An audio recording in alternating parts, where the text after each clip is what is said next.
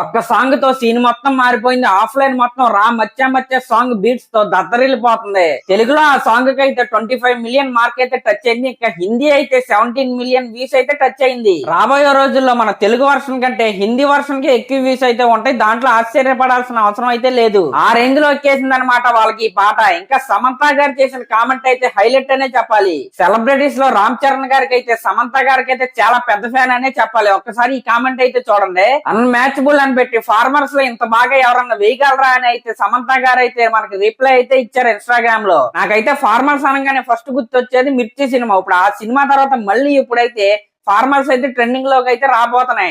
Already ఇదే farmers తో Instagram లో యూట్యూబ్ లో అయితే రీల్స్ అయితే నిండిపోయినాయి రా మచ్చ మచ్చ ట్యాగ్ తో. ఇంకో వారంలో ఈ పాట అయితే తెగ వైరల్ అయిపోతుంది దేశం మొత్తంలో.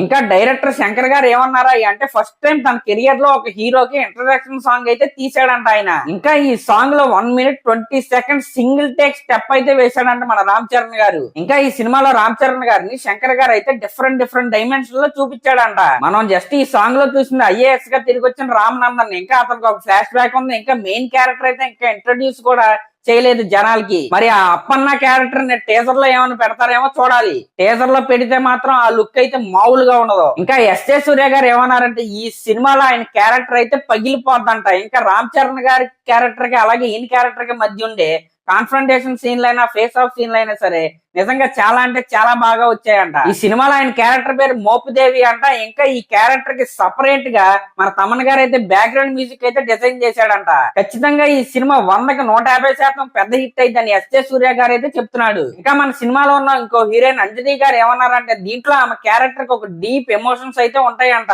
అసలు మనం ఇప్పటిదాకా గేమ్ చేంజర్ టీం నుంచి చూసింది జస్ట్ 10% కూడా ఉండదేమో. ఇంకా చాలా అంటే చాలా సర్ప్రైజ్లు అయితే దాచారు. ఒక్కొక్కటిగా మనకి రాబోయే రోజుల్లో వరుస పెట్టి అయితే వస్తాయి. కాబట్టి ఫ్యాన్స్ అయితే ఈ 2-3 నెలలు అయితే పండగ చేసుకోండి. ఇంకా మీకు ఇలాంటి ఇన్స్టెంట్ అప్డేట్స్ కావాలంటే సబ్స్క్రైబ్ చేసుకోండి. అలాగే ఒక కామెంట్ అయితే చేయండి. Thank you.